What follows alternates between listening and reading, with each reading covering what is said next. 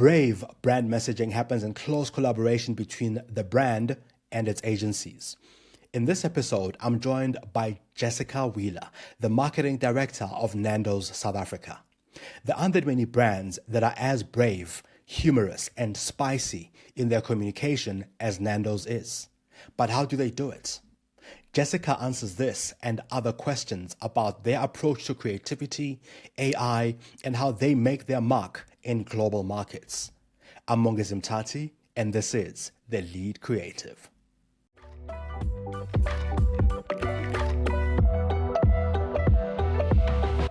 Jessica, thanks so much for making the time to join us on The Lead Creative. What an honor to have you on the show. I've been looking forward to this. And of course, like everybody else, I've been following Nando's and chuckling over the work that you put out there. So I look forward to really digging into what makes that.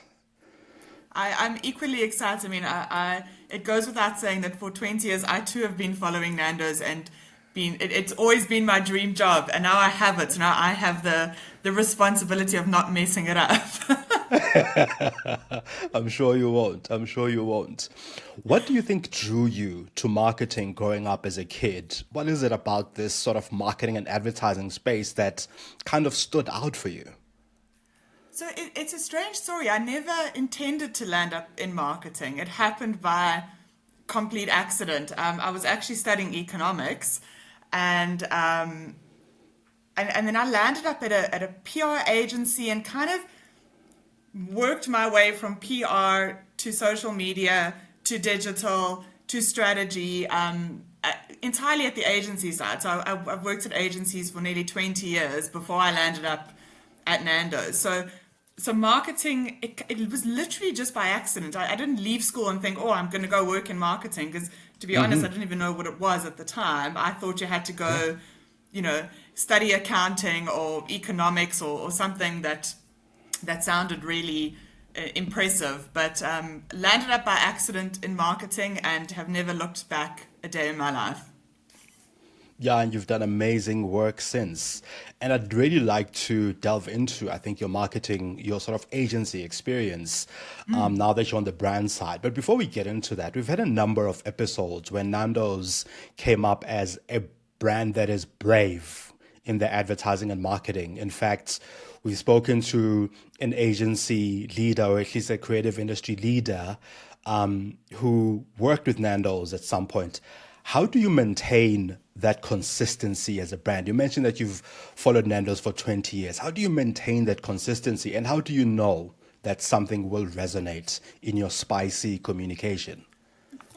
So I'll answer that in two parts. The first part is, everybody speaks about Nando's being a brand that is brave, right? And what's really important is that brave is not just something that we say about our ads or it's not just a thing that we say as the marketing team. It's part of our values as a business. So, the reason we're able to keep it up and the reason it's, been going for as long as it has is because it's fundamentally a part of how we do business, not just how we do marketing or how we make TV ads. So, when it comes to things like culture driving behavior, absolutely being brave and being curious is central to how we do business. So it becomes an inevitable part of how we build our brand and how we communicate. So saying, go out there and be brave or go be creative, if you don't fundamentally believe that as a business, and if you don't have the whole business behind you and in support of that, it's going to fall flat, or it's going to be really, really hard to maintain over time. So bravery absolutely has to be at the core of what you do as a business, not just what you do as a brand. The second part of that in terms of how do we know things are going to resonate?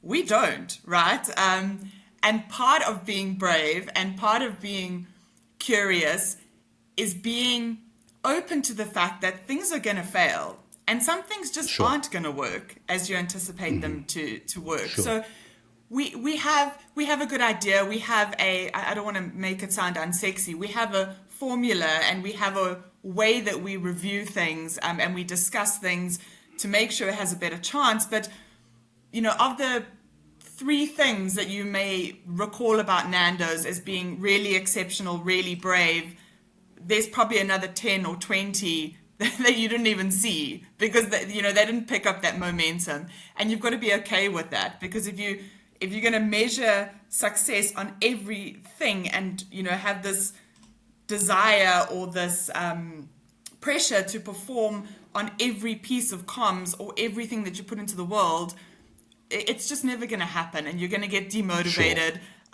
So yeah, you've got to be prepared to fail, and you've got to work in an organization that is okay with some things just not working out as much as you planned them to. Yeah. What was the biggest realization for you when you made that switch from agency to brand, especially when you were now as you're now behind the scenes at Nando's?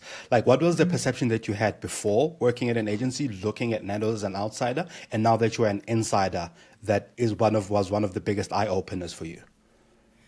So the great thing is, and I mean, God, it sounds like I've drunk the Kool-Aid, and I absolutely have, but as you see Nando's from the outside is as Nando's is on the inside.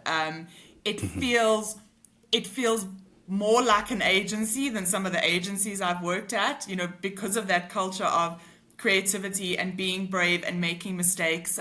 So it's got almost the same kind of bones and DNA of agencies. The Right. biggest shock to me, and it sounds pathetic, is that realization that, guys, advertising is maybe 1/20th of the things that marketing is.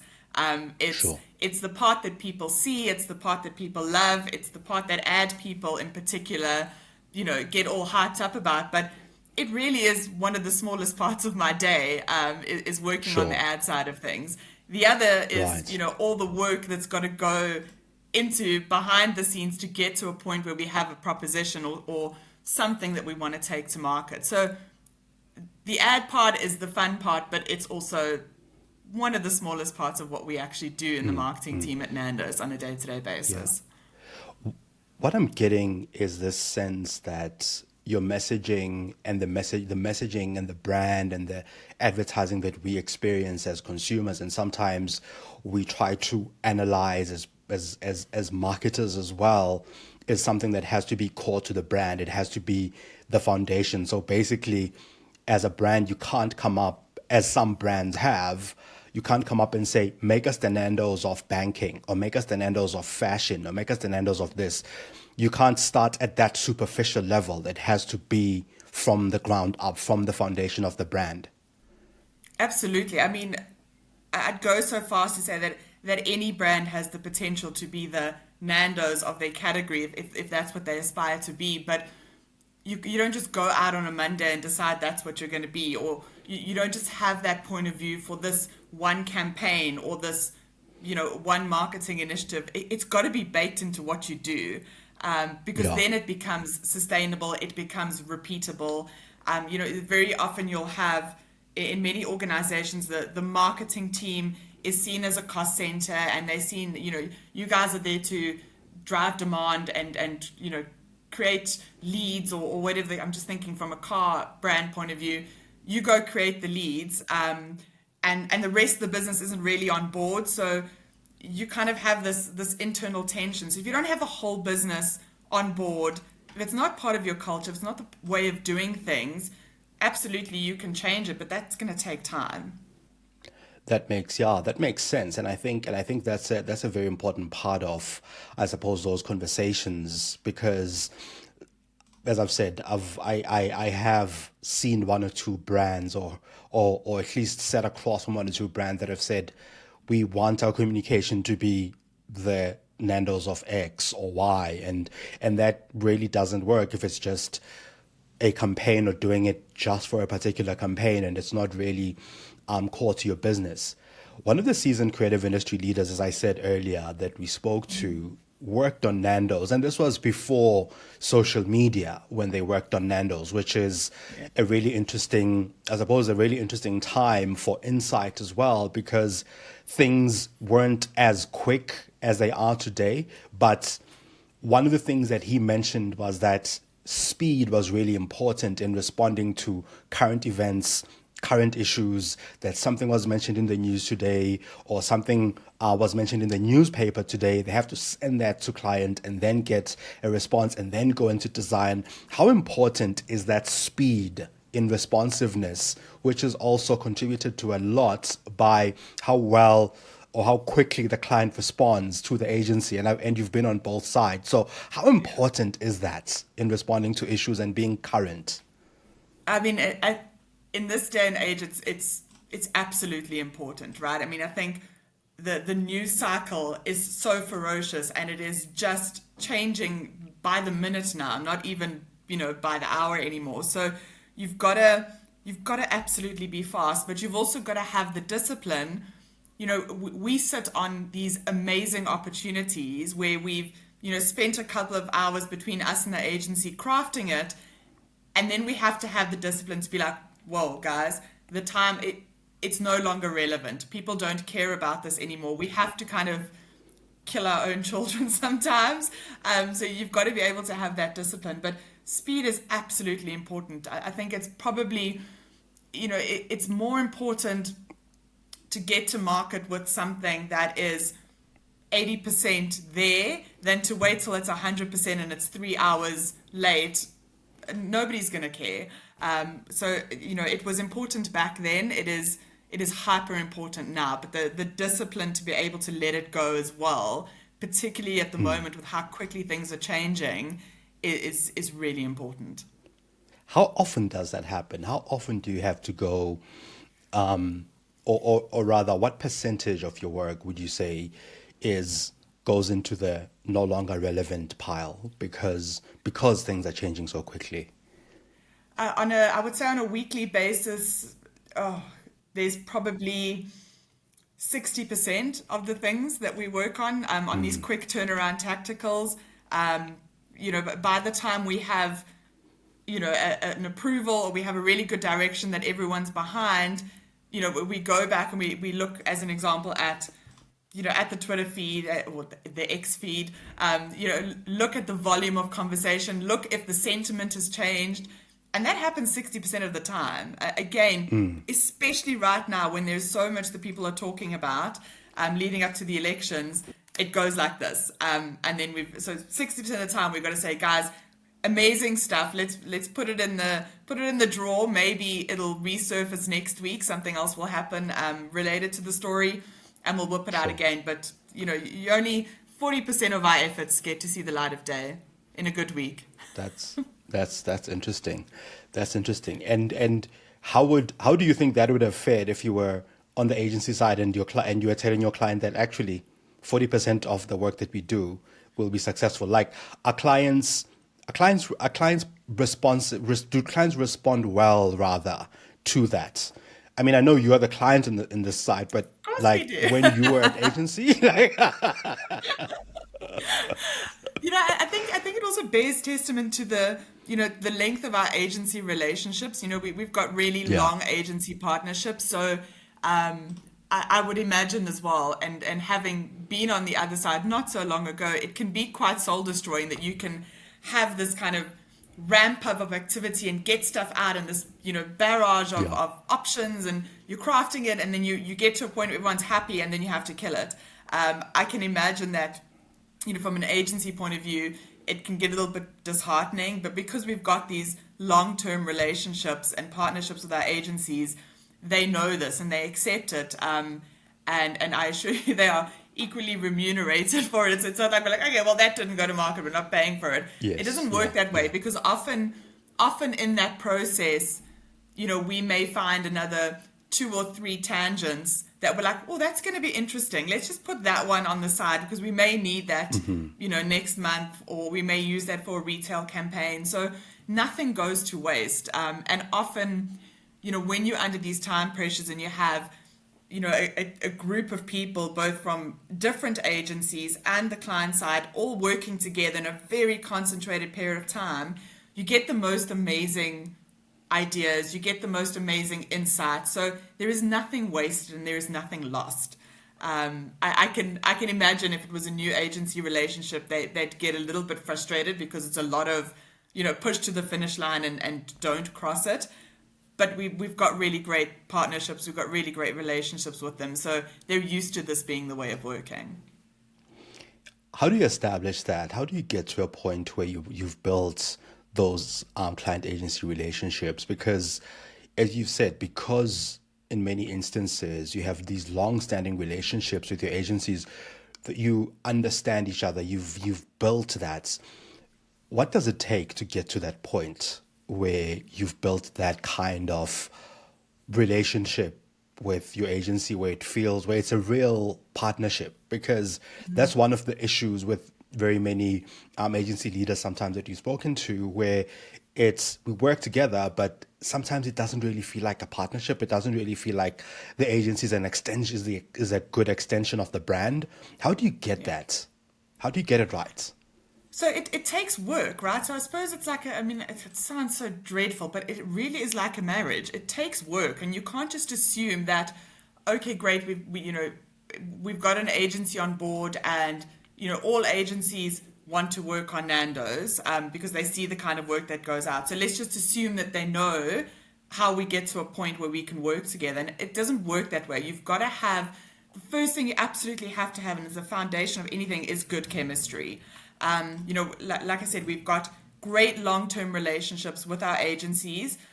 We know staff turnover is a thing at agencies, so we're having new people join that team all the time and making sure that there is a great chemistry with those people, and whether they work in client service or strategy, or they're outputting from a design point of view, that they have a fundamental desire to make great, brave work is really important.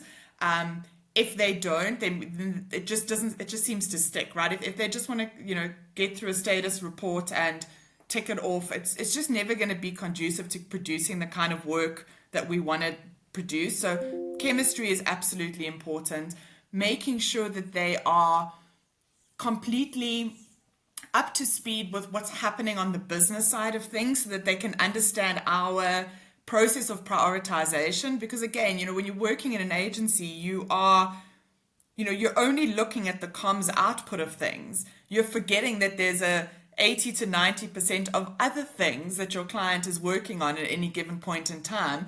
So when you're not getting feedback quickly, or you need feedback on a project that's going to launch in 2 to 3 months, and you're getting frustrated because you're not getting that feedback, if you don't understand what that client's busy dealing with or what the context is, it's going to be frustrating. So we want to keep our agencies up to speed with what's happening in the business. What are the key projects that they don't touch and that they don't see, but that they can Yeah. influence if they have a point of view. So chemistry, communication, I mean, generally comms people, we are the worst at communications because we take so much for granted, but you've got to over communicate. And then generally you just want to work with nice people, right? Everyone wants to have good, friendly working relationships. When you're on a shoot with somebody for 16 hours, it's so much better if you can get along with that person, and if you have a great relationship and you can have a laugh, and you can do silly things on shoot to pass the time.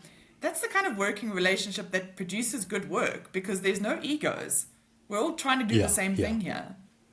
The humor that we find in Nando's work is resonates a lot with a lot of people, with very many of us. But in very many ways, humor is also a personal thing. You mentioned that there are instances when you can get it wrong. What happens when you get it wrong? And how important is having a good relationship with your community for instances when you do? Yeah.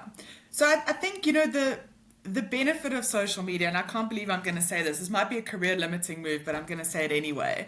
The benefit of social media, particularly on work that doesn't quite land with the impact or the shareability that we'd wanted to do, is that it's quite easily forgotten, right? So if we put out something that's a little bit vanilla, the internet will forget it very quickly, right? So we don't have to pay school fees on that mistake for very long. Because we have again, I'll use the word formula, and it's really not scientific at all. It's just some principles that we have in the work that we put out. the likelihood of us getting stuff wrong to the point that we may get, cancelled, or that we may seriously offend people, it's very unlikely, because it just doesn't follow the principles of how we create this work. So we're more at risk of putting out work that is forgettable than work that is controversial to the point where it becomes a very big, social media uproar.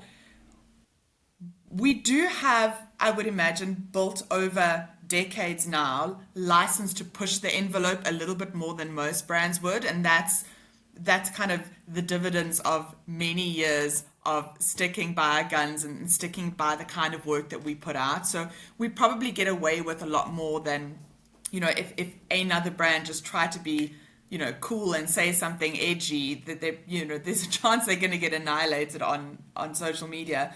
We don't have that. Finding something that is universally humorous is flippin' difficult. And it's a lot of conversation, and it's a lot of arguing, and not in a bad way, like productive arguing between ourselves internally, us and the agency and the production company, the director. We've all got to believe that it is acceptably humorous for South Africans. Yeah. So the risks are there; they will always be there. But we're quite confident that we have a way of conceptualizing work and putting work out there that at biggest risk is going to be forgettable if we don't do it good enough. Yeah. How does the messaging translate between South Africa and the UK? Because once again, there's the universally humorous, and there are also things that are locally humorous in a way. Yeah. How do you get that right between the two markets? Well, I can assure you that everything we find funny in South Africa, nobody in any of our other markets finds funny. We have a very distinct humor in this country. We have an ability to laugh at ourselves, which is almost unique in the markets in which we operate. How we show up in particularly in the UK market, there are brand assets that are absolutely central and core and true, but our tone of voice and our personality and our humor in the UK is completely different to how it is here. Those are not the things that govern our global brand. The things that govern our global brand are having a consistent visual identity, a consistent experience, in one of our restaurants, or our casas as we call it. You've got to have flex in your brand to be able to adopt the culture, the humor, the tone of the market. So we obviously have a huge presence as well in the Middle East, which, as you can imagine, is very different to how it is in South Africa. Even in Australia, they don't have this dry sense of humor that we have. They just don't seem to understand the sarcasm that we can have in South Africa. So it really is unique to us, which means you've really got to have people working on the brand, both on our side and on the agency side, that have a very close connection with South African humor. And we produce the South African content in South Africa. The UK guys, let them produce their comms in the UK, because we don't get it and they don't get ours.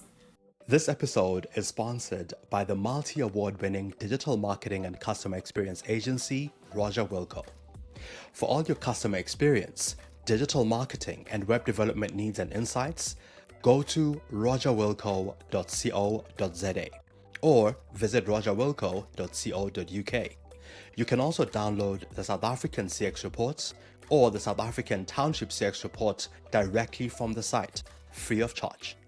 Both reports shed insight on people's shopper habits, changes in the marketplace, and mostly, they provide actionable brand and marketing insights. Now back to the show. You've collaborated successfully with your agencies over time, and the results are clear. We see them, and we've spoken about them a bit now.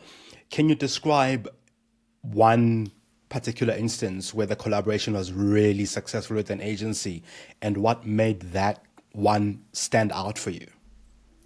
So, there's so many examples that manifest in the littlest things, right? So a lot of the a lot of the kind of quick turnaround tacticals we do on social are a really good. They're small, right? They're a tiny example in the grand scheme of things, but there's such a collaborative effort, and the amount of hands and minds that one social media post will touch in a matter of 4 hours is mind blowing. It's almost more interaction and collaboration on that than on a above the line TVC. Sure. It's amazing. It's just this great example of that. So when that works really, really well, we've got our digital agency involved, we've got our above the line agency involved, we've got internal design guys involved, we've got the brand team from our side, we've got myself, we've got this amazing collection of people that can get things done really quickly and give very direct feedback and builds, and we can get it out quickly. I always love it. To use another example, I love when my ad agency proves us wrong. So we had a recent campaign now, a TVC for Easter, which when we were going through the process of kind of building out the campaign and writing the scripts, I was feeling like, oh, this is just going to be another piece of retail comms, and it's going to work hard and it's going to do the jobs, and it's got a little bit of funny in there. And, the agency was pushing us and we got a great director on board, and we went to casting, and the agency said to us, let us cast this guy. And we were like, he seems like and they were insistent, and we're like, fine, prove us wrong. And they proved us wrong. The way that this piece of comms was embraced by people was far beyond even what I could have comprehended. And there's nothing better than when an ad agency can prove us wrong. But again, just goes to that testament of the relationship of, they know this brand as well as we do. They live, eat, breathe the things that are important to us, and they can tell us when things are going to work out better than at the time we may think ourselves. So there's hundreds of examples. We don't. The working process at Nando's it's just such an enjoyable one at the best of times, Yeah. and even at the worst of times, it's still a ton of fun. Yeah. And I know that you mentioned I think what you're talking about now to me comes down a lot to trust. Trusting your agency partner, and trusting that sometimes the differences in opinion or differences in how you should communicate that the agency brings in are good for the brand. And once again, for me, that is something that happens over years and happens over time. What are some of the things or ways that you've kind of put in place to go, if my agency pushes back on this one, I can let it slide because of this difference in I suppose in opinion that sometimes creativity expresses itself. And I ask this because as a brand that pushes the bar, you almost, as an outsider, you feel like not much can make Nando's uncomfortable. But actually, there are many things that make somebody from within the brand uncomfortable about what a creative person can propose. How do you overcome that discomfort sometimes? So the funny thing about creativity, and you mentioned it about humor, and it's right for creativity as well, is that creativity is entirely subjective, right? And one of the it's such a contradiction, because one of the ways to get to really creative territories is diversity of thought, right? So all of a sudden you have this process which is made better by different opinions, but that in the approval, if you're going for different opinions and approval, you're going to land up kind of watering down an idea to the most commonly accepted version of it. So you've almost got to have diversity of thought and input and opinion in the beginning of the process, but at some point you've got to all get behind a route, whether you think it's the best way in or whether you think it's going to do the best job. You've got to almost, in some instances, disagree and commit, right? What you don't want is people who are half in, half out. Oh, I told you that wasn't going to work. You've got to all get behind it. Again, with our agencies, we've got the history and the relationship and the ability to have a frank conversation about the things that make us very uncomfortable. And similarly, so there are things that we ask of our agency that makes them uncomfortable. And our ECD can pick up the phone and say, guys, I know you're asking us to push this, but I really don't think we should for these reasons. So we're both pushing each other over the finish line. This certainly isn't a case of, the agency having to pull us to different and creative territories. It's kind of equal give and take on a lot of those things, but we can have honest conversations. We have, lists of non-negotiable things we simply will not do because of the risk to the brand, the risk, to our brand as a global brand. So as an example, we have very big important markets in the UK, in the US, in Australia.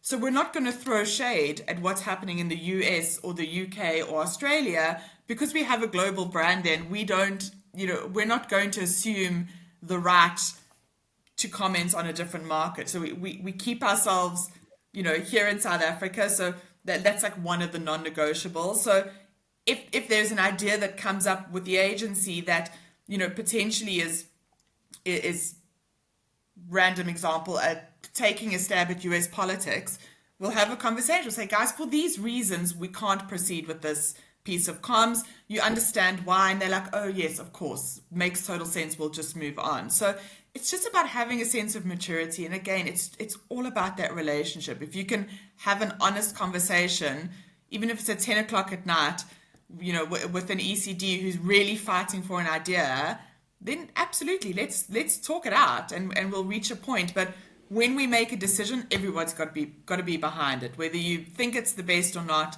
disagree, commit, and we're all pushing in the same direction.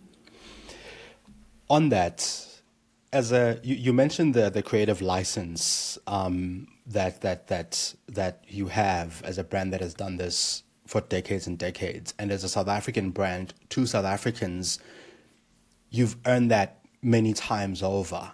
I'm coming now to this being a global brand and some of your markets.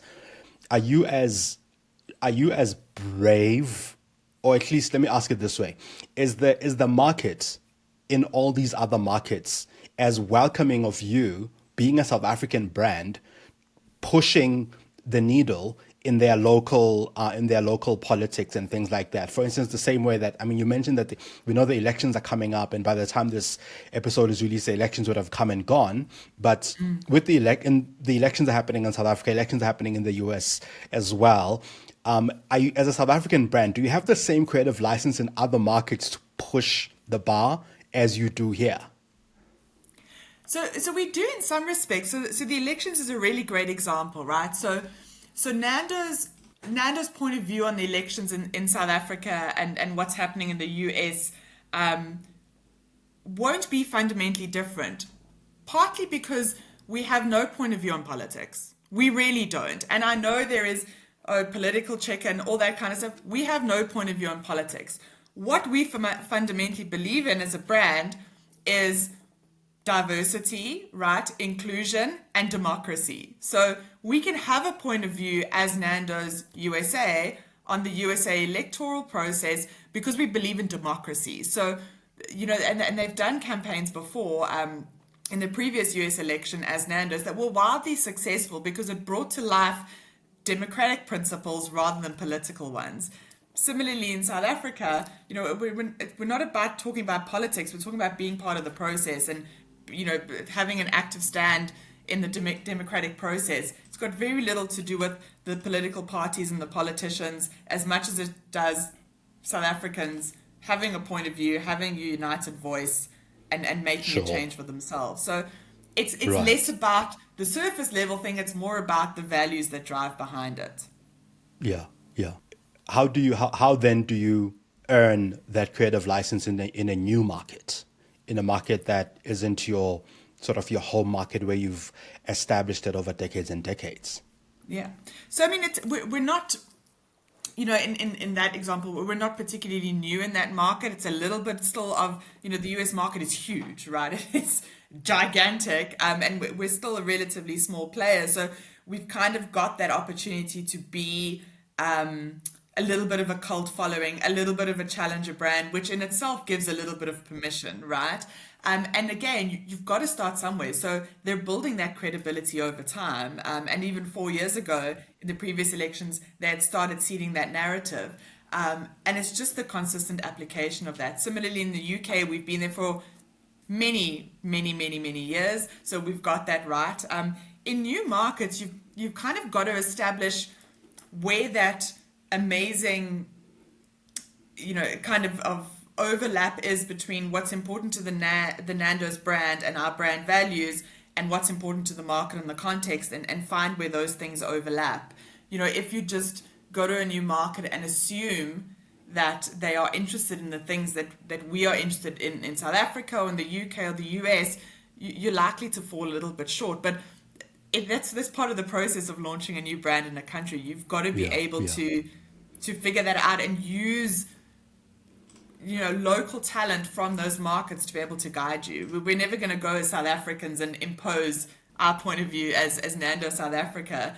We've got to team up with local agencies, local resources, local staff, local Nandokas, and make sure that they have an equal voice in determining what the brand means for that market. AI is becoming more and more of the marketing process and the creative process in general. How do you use it as Nando's? How have you tapped into AI at all? Are you using it in any ways that are helpful for you as a brand? So it's super interesting, right? And it's still very early on in the process. As long as AI is still making like 12-fingered humans, we've still got a while before it's going to take any of our jobs. But what's great about it, and I think what a lot of the hysteria doesn't think about, is the fact that if we can automate the automatable parts of our jobs, we can spend more time doing the thinking required to make the amazing work, right? Everything is, there is a lot of work in the system. If you're sitting on an agency side, there is ton loads of work in the system. You've got chase job bags scattered all over the place, lists of things, status reports, which are hundreds of things long.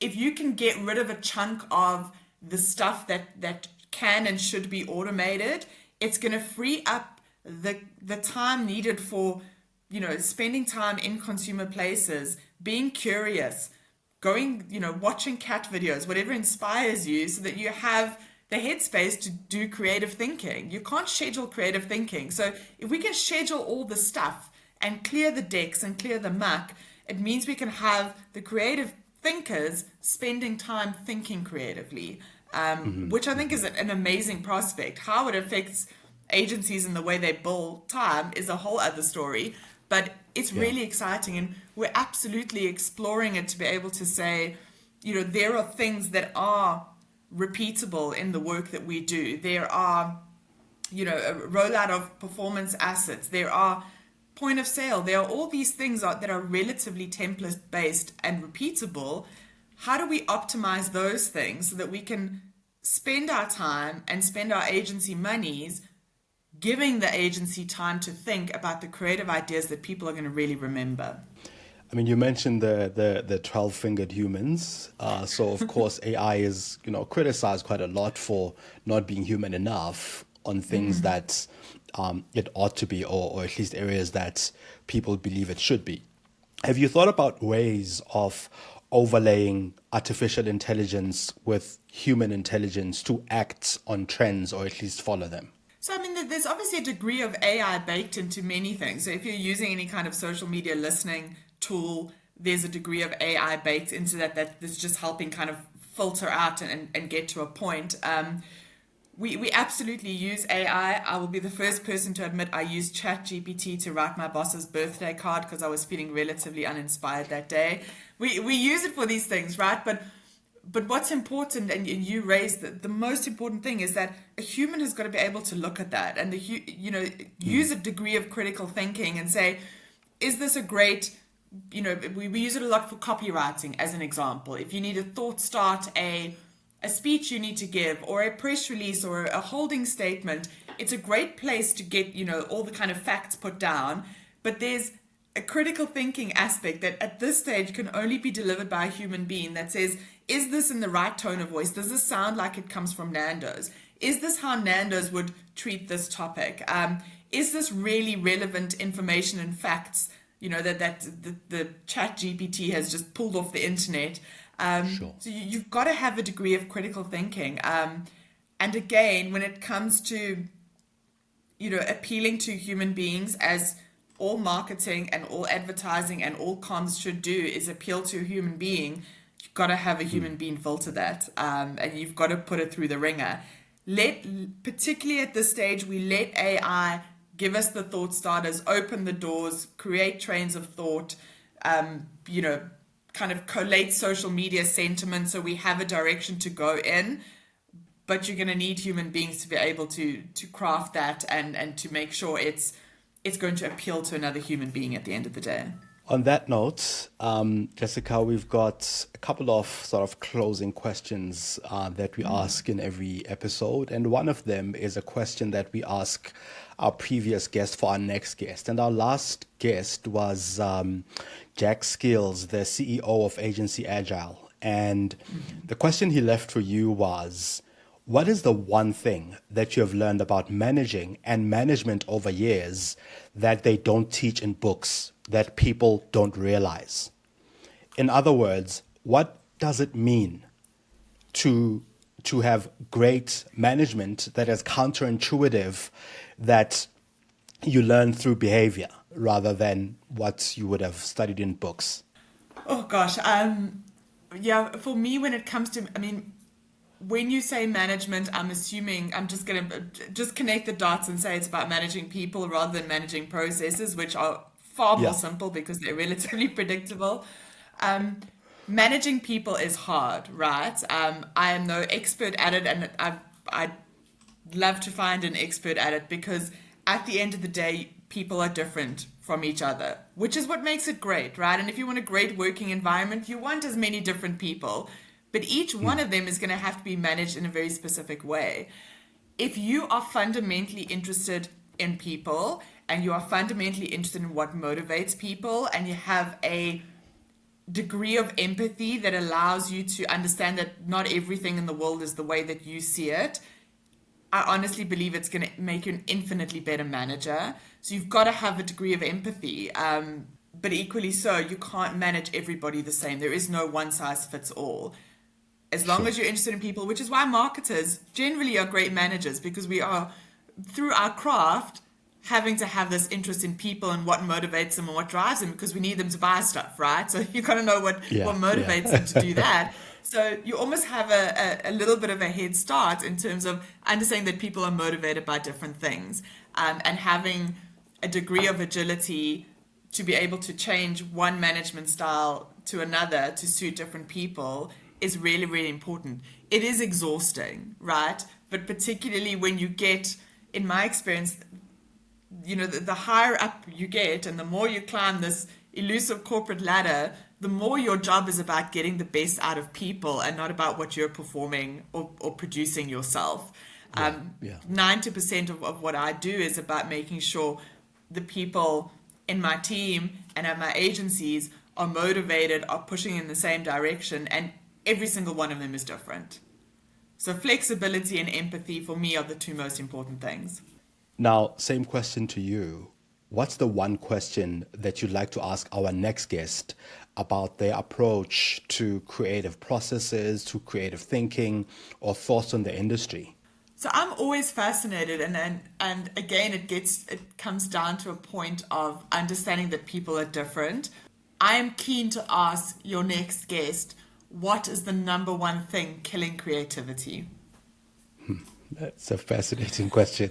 Yeah, I'm sure they'll have fun answering that one.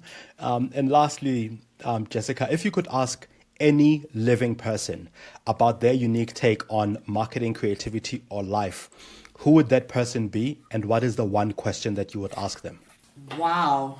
Oh my goodness. Did you say living or dead, right? Living. Or living. Living, Damn it. yeah. Dang it. Always want to ask the dead people things. I know exactly who I'd ask. This is going to sound bizarre. So I would ask Kanye West, about creativity, to explain his creative process, and to almost give a little bit of a behind the scenes in how resilient he is to popular culture's opinion, because he just doesn't care, right? And he's Yeah. got a very distinct point of view. He has a very consistent application of what seems like it's completely bizarre to us. But there's something driving that. He is an innately creative person. He's very smart. If you listen to him in interviews and in podcasts, he's incredibly smart. So it makes me think he has a strategy and he has a point of view. Sure. And maybe it's a little bit too futuristic for what we can accept today. But he also just doesn't give a shit, right? And I think that's part of to a certain degree, being a great creative is being protected from outside opinion and being really committed to your craft. Yeah. But Yeah. I'd love to sit and have a chat with him and understand his thought process. He would be a fascinating one to ask that question. Yeah, absolutely. Absolutely. Jessica, thank you so much for making the time. This was a fascinating conversation. We'd love to have you on again another time. But yeah, thank you for making the time. It was great. Amazing. Thank you so much. To get more content from the lead creative, please hit share, subscribe, and spread the love.